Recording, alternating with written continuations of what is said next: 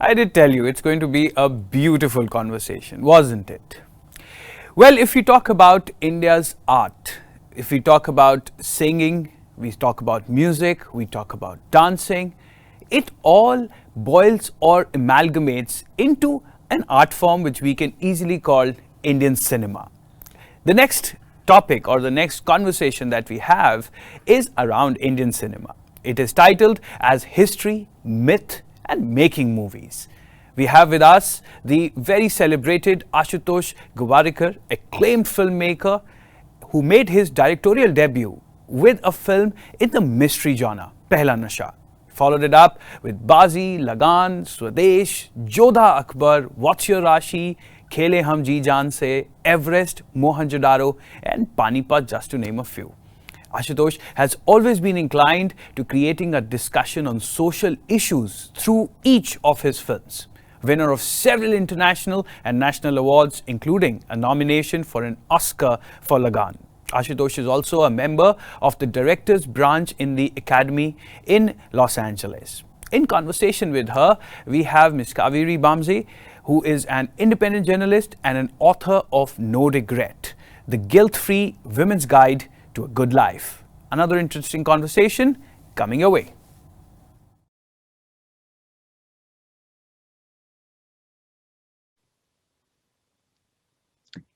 Hello and welcome to a very special session. I have with me Ashutosh Gowariker, who not only revolutionized the way we watched our movies, the way cinema was told to us, but also how it was made, how the story was told with Lagan.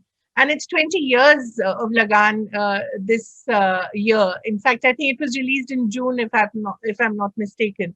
So it's almost 20 years.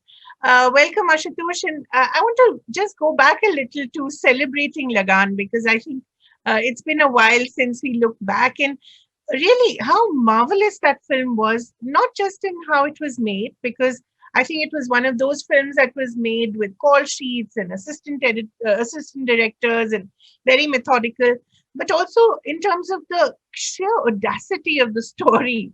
To tell that story of a complete nationally integrated team, as it were, taking on, the old colonial establishment. There was so much to unpack there.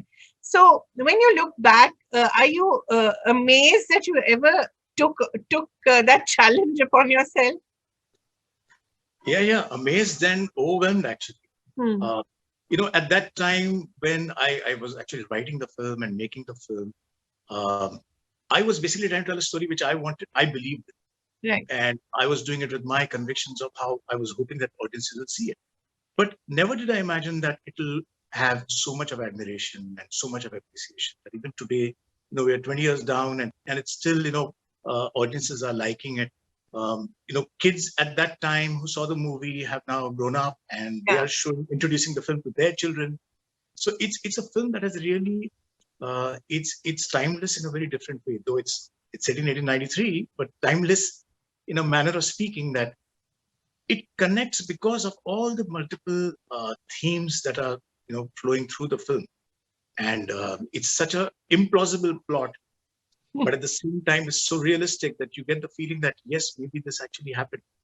And at the end of the film, you have the biggest payoff, that is this village gets independence. Yeah. So I think there are so many elements to it that have even today they resonate with audiences.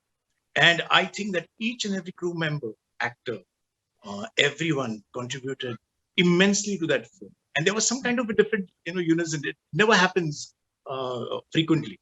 Yeah. And there was some sort of magic that sort of culminated and, that film got made. What is the most remarkable thing that an audience member told you after watching the film anywhere in the world? Well, I think the greatest reaction is, did this ever actually happen? And and how come Bhuvan has not been written about in history? And in fact, the last line, which is the narrator says, the voice of God says, Amit ji says that, और इस तरह भुवन का नाम इतिहास के पन्नों में कहीं खो गया. That kind of makes it really, really more believable, and it feels as if this actually happened. Right. But Ashutosh, a lot of your filmmaking is also about giving voice to the invisible, as it were. Although Bhuvan was not a real character, if I'm not mistaken, he was an amalgamation of maybe a lot that you had read. Right. Your work has given visibility to people who were not really heard about or written about, whether it was, the NASA engineer who comes back to his village. They Yeah. were they were there, but we just didn't know enough about them. So, how important is it to bring the margins, as it were, to the mainstream? Well, I think that in Hmm. our um, the fabric of our society, there are so many achievers, and we rarely get a chance to talk about them because we are all leading our own busy lives so much. And even if we do, we don't have mediums to express about them. And I am so fascinated by the way our nation is. If you look at Europe, Hmm. there are about 40 odd countries in Europe. Right. And if you look at India, we are about 28 states and about 8 union territories. That's about 36 different entities, and all are culturally very different, and yet they're all bound with each other. Hmm. That's a fascinating thing, and that aspect of our nation, with so many different castes and creed and religions and all coexisting, I always feel the need to applaud that aspect Hmm. of our society, and in that you have to sometimes create some new heroes Hmm. to be able to pull that entire thought process. So Mohan Bhargav represents that in some way. It's a character that who believes that nothing can be done for this country. This country is not where it should be going. But he stands corrected after his entire process of him going through the whole his experiences and him deciding that he must do something about it. Now that itself is so. Even if we know that Mohan Bhargav does not exist, our belief is that probably he does. Yeah. And even if he does, there is one section of the audience who, I mean, many actually, who believe that Mohan Bhargav is in them. Yeah. I still get so many responses from people who have actually come back to India after seeing the Watching movie. today. Yeah. Yeah. So it's a. I want to keep developing and exploring that because those are aspects which, when I learn about them, I want to share it with the nation. Right. Right. Because and Ashutosh, that nuanced kind of nationalism, if when Mohan Bhargav says that no, I don't agree, India is not the greatest nation on earth. It can be, but it is not. To say something so radical, especially in today's times where nationalism has become so polarized, that idea itself is such a finely nuanced idea. So when you're writing something like that, are you looking over your shoulder and thinking, my God, am I going to get into trouble for this? No, in fact, no. I think that first of all, when I write, I've always tried to write responsibly. Right. I always feel that my attempt is to reach out to the lowest common denominator of the audience, and I will do whatever it takes to reach them in a manner where they understand, Yeah. they get it, they connect with the film. And if that means that I have to have song and dance in the film, I will, because I want to package that message in a manner where people understand it. So it is something that is always at the back of my mind when I'm writing my story. So be it even Jodha Akbar or even my recent Panipat. Yes, I'm trying to create a new storyline, a new form. Sometimes I'm experimenting a bit, but I don't want to leave the four walls of the mainstream commercial requirement, where I think that the audience will understand it better because it's a little more simplified. Right. And indeed, you've shown with Lagan that when you stick to our traditional form of storytelling as well, the length and the songs and the bhajans, even Yeah. then the world connects. So it's not necessarily true that you have to tailor your movies for the world to get it. Yes, but let me cut you here. I have now, that is 20 years ago. Jodha Akbar is 10 years ago. I don't think I can make a film that is so long anymore. Really? Um, Why is that? Because if I have to make a long film now, I will embrace the new form that has come in, which is the OTT platform, which is the web series. Because then you can tell your stories with more detail and spread it across 10 episodes. Right. But film, I think our patience has now decreased a lot since 2010, 2011. So I definitely want to cater to a theatrical audience, which wants to be told stories in a slightly quicker way. And that's something that I would love to inculcate in me. Yeah. You want to prevent yourself from just going the whole hog. No, I want to go to the whole. I want to do the whole hog, but I will do it in a quicker manner. Right. Because see, even when we look at cricket matches, test matches, we don't have 3 days, 4 days to watch a test match. So we are looking at the IPL, 2 hours. We want a quick fix. And social otherwise, media, you have India's pitches, and then the matches are over in 3 days. Yeah. So I think it's not a bad thing. Yeah. If I still feel that I want to make a film that needs me to tell it in 3 hours, then I will not stop. I will definitely do that. Right. But I think the time is to now adapt and recalibrate. Right. Ashutosh, I wanted to ask you about the Mahabharata and the Ramayana, a rich history of epics.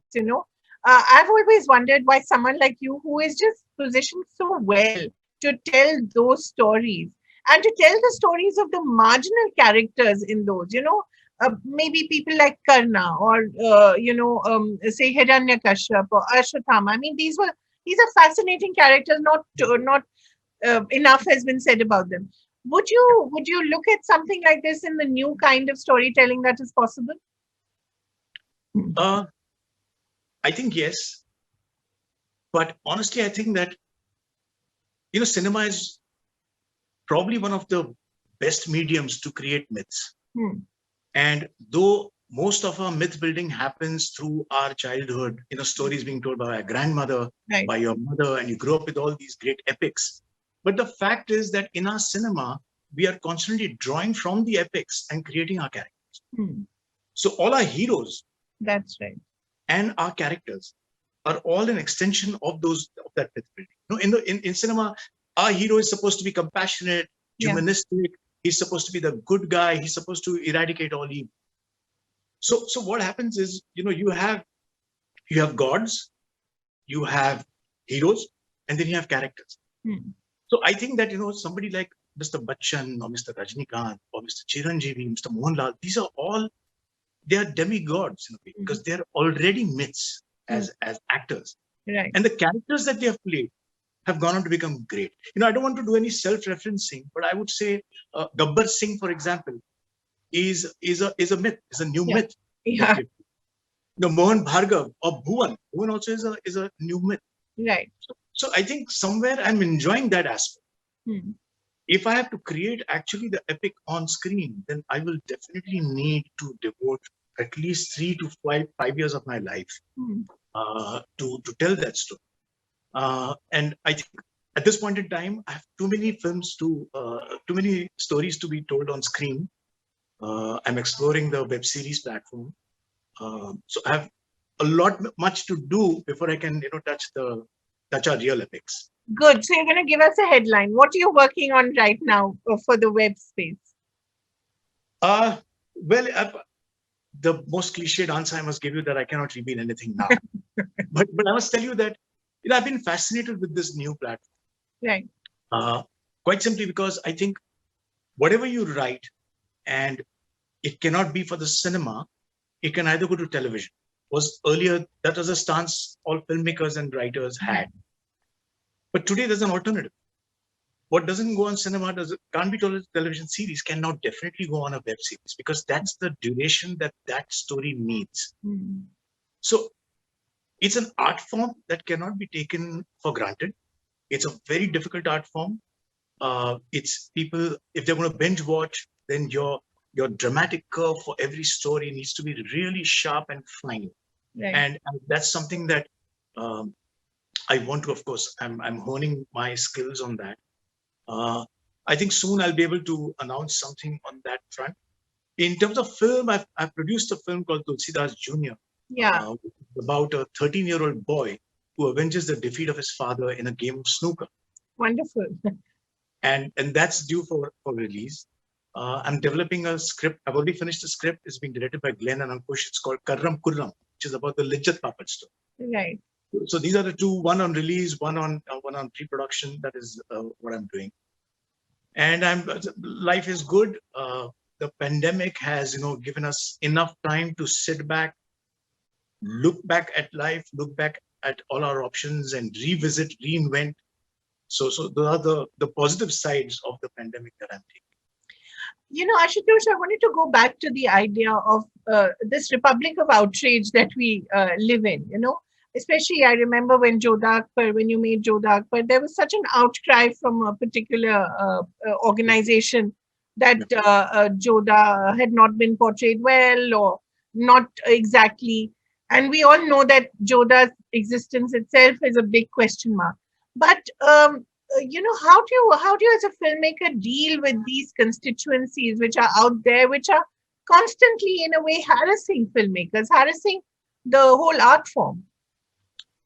I would think that when I'm writing a historical discussion, or even if I'm doing a contemporary film, I try and do my own due diligence on various things. I weigh the facts. I do my discussions with either it's historians or it's archaeologists or whoever that is qualified on that topic, and I create the story based on that. I usually don't try to take into consideration what forces are going to dictate me later when the film comes out. Because if you do that, then you're living in a fear psychosis, and I don't think cinema films can be made in that way. Right. I'm sure there'll be reservations, there'll be objections that people will always have on some depiction, especially if it's history. Yeah. But you have to embrace it, because now you have to adjust to this fact that we are in the information age. This is the digital age, and everyone has information at their fingertips, and hence everyone has interpretations. So you have to either embrace their interpretation or you have to ignore it. Right. There is no other way of having a kind of building a bridge between the two. You have to make movies for what you feel about it. Right. You have to follow your conviction when making. But Ashutosh, you took some time before you found your own voice and you found your own authenticity and what you wanted to tell, and to tell it on your terms. It didn't arrive overnight, and it doesn't arrive overnight to anyone. So how was your journey, and what was there a turning point where you said that no, I have to do this and I have to do it on my own terms and I have to tell the story that I know? Yeah, I think the second film that I made was a film called Bazi. Yes. And that was an action movie. That was with Amir. And somehow, at that time, both Amir and me used to feel that Amir needs to change his romantic hero image to an action hero image. And hence, that film was structured in a manner where it will showcase him as an action hero. Well, that thought was good, but the screenplaying of that was completely catered to an audience. So right from when the action sequence should come or when a song should come, everything was catered by me and my co-writers into a structure which I thought the audience will like. And when that didn't work as a film, it kind of sent me, it was a shockwave, because I was completely, comforted that we have a film which is going to definitely work. Right. And then I started thinking that if I have to now ever make a film and come back as a director, then it has to be something that I want to make, something I believe, something I think should be made from my point of view. And here I was not trying to change I was not trying to change trends. I was not trying to change cinema or, change perspectives of different other filmmaker colleagues. Not at all. It was just something that I wanted. And thankfully, Amir saw that. Right. It's really thanks to him that the film actually got made. And even today, I owe my career of sorts to Amir, because if he had not said yes, I would not have made that. Because I had decided if I come back as a director, it has to be this film or not at all. Right. And I'll just do acting. In fact, you were together with him in Holi, weren't you? In Ketan Mehta's Holi. Is that how you first met? or you knew each other before? No, we knew each other before because we were members in Kharjim Khana. We were tennis players. Though he wasn't very good. You were a tennis player as well, a national tennis player? Yes. Okay, wow. No, not national level. I was just very, very Kharjim level. Amir was at a big champ at that time. So we knew each other since then, and then we did a couple of plays together where he was in there were a set of 2 plays that we did directed by Mahendra Joshi, and we were both participants in 2 different plays. And over the years, we were always in touch, and that's how our bonding really grew after Holi. Right. But you came back to acting with Ventilator, the Marathi film, which was made by a former star, Priyanka Chopra. It must be a great pleasure to see her doing so well now. But talk a little about Ventilator, because it was a lovely experience, wasn't it? Although you were very hesitant to do it initially, I believe. Yes. Actually, my acting has been my pehla nasha. If you pardon my pun. Self-referencing. Yeah. And so when Rajesh Mapuskar contacted me with this script and said he wants me to, I first thought that he's come to me that he wants me to produce the film. And then he said, no, I want you to play the lead. And I was like, what are you saying? Do you not know that I'm just directing now? He said, yes, but this is something that you must play. Right. And I tried for 6 months to shoo him away and tell Rajesh that Rajesh is, I'm making movies.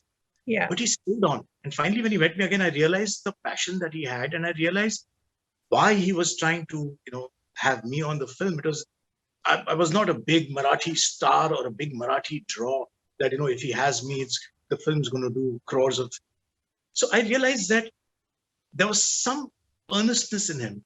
And then I found myself saying yes. And thank heavens I said yes, because it's such an honor to be a part of that movie. Which won the national awards, not only for Priyanka, but for him. And it's an experience that still is very fresh. Right. Talk a little about your really offbeat experiments. Say, what's your Rashi? Amazing to have one actor play 12 characters. I mean, truly amazing at that time. And I think it's not been done. I don't know. I haven't seen something like this of late. But, when some things don't work, is it, what do you feel as a filmmaker? It must be heartbreaking. I can't imagine. But what is your sense of that? Yeah, of course, it is heartbreaking. But it also kind of, because I'm one of those believers who believes that the audience is always right. And quite simply because I, as an audience, was always right. Because when I was watching movies, I would know which film is going to work, which is not going to work, and all of that. But that wisdom is not helping me when I'm writing scripts or when I'm telling stories.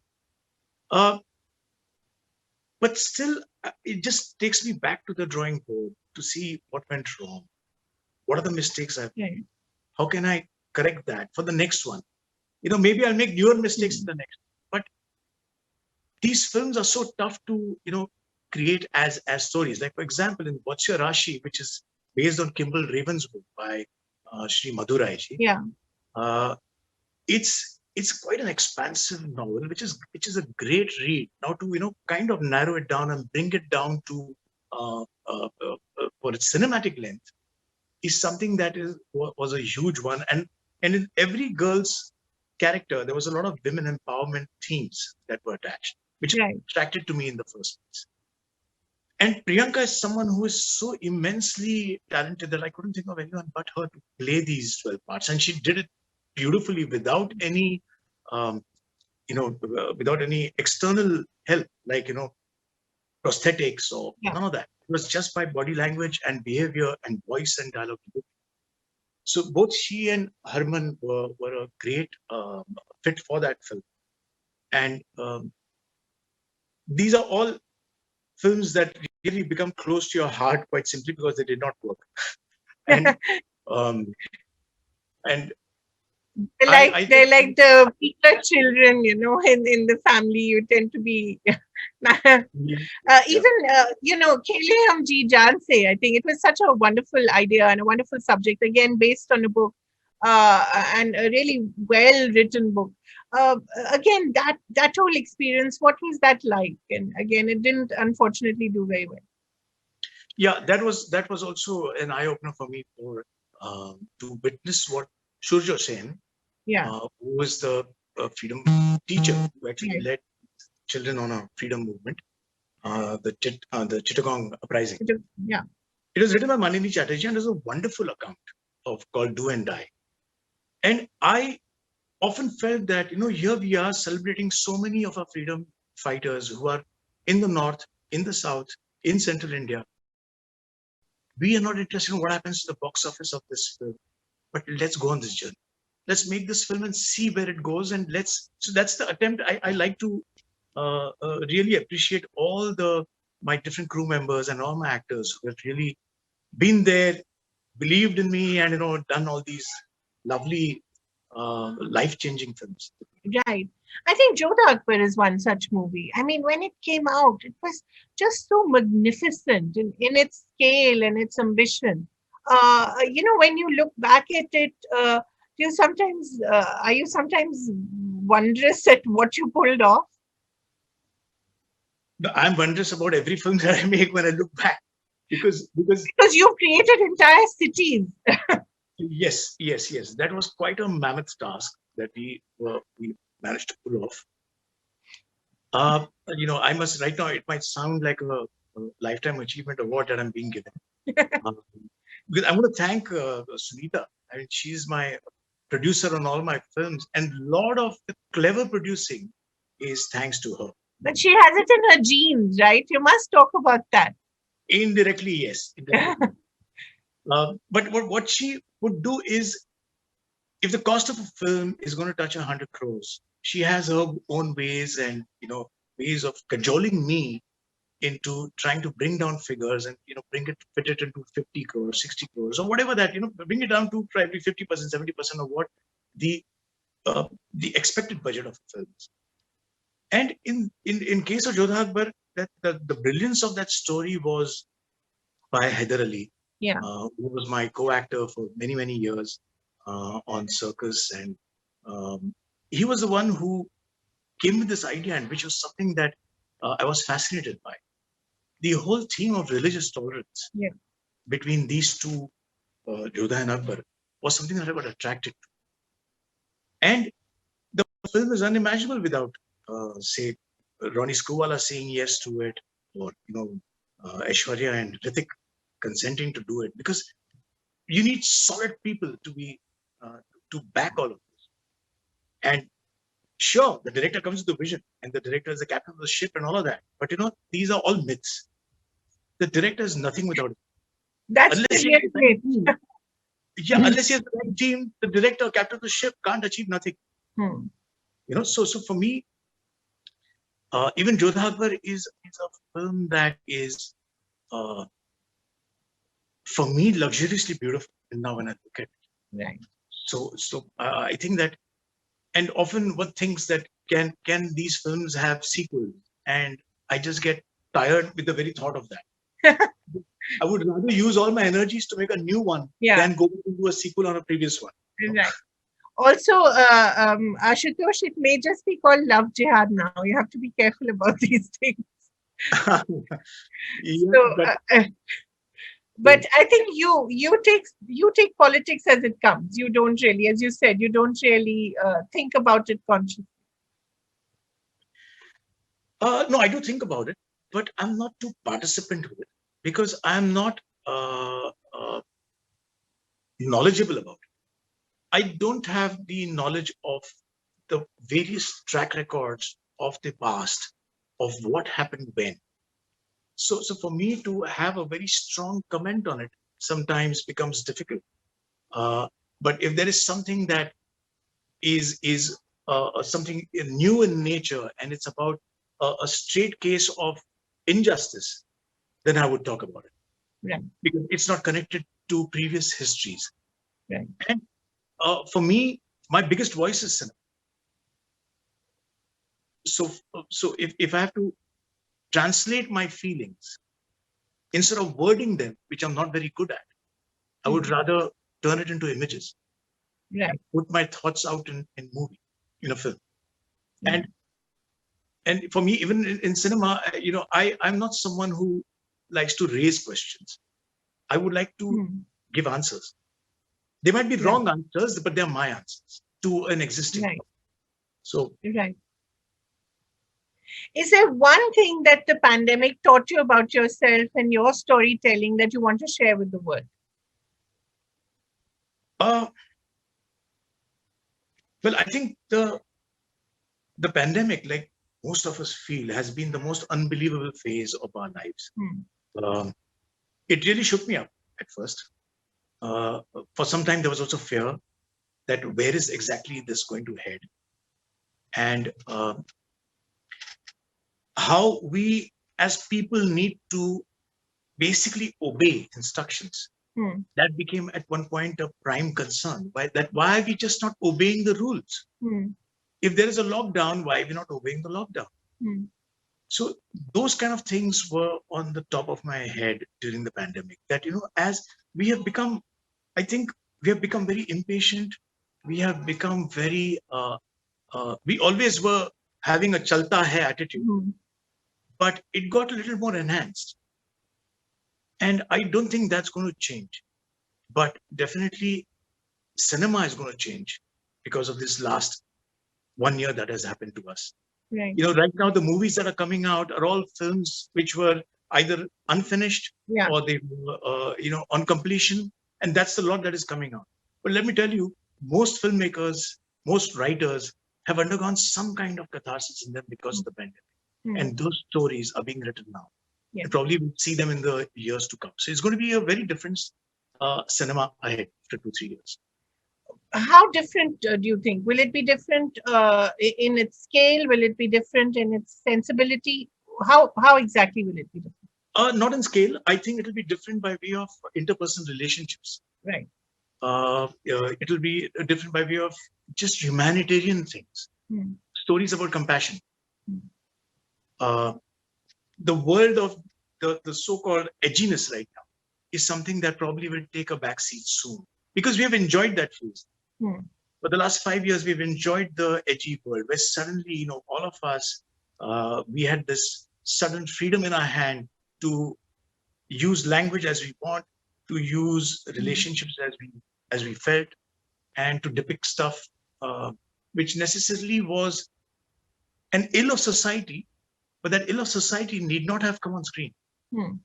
Sometimes you have to leave a few things for imagination. And if you bring that ill of society to screen, then you must have some reason to showcase it and give some answer to why that ill should stop. So I think that the dust is going to settle down and a new order will emerge in terms of the kind of stories that we will tell. Ashutosh Gowariker, a pleasure to speak to you, and more power to your storytelling, the way you make them and the way you tell them. Thank you very much for speaking to us. Thank you, Kaveree. Thank you so much.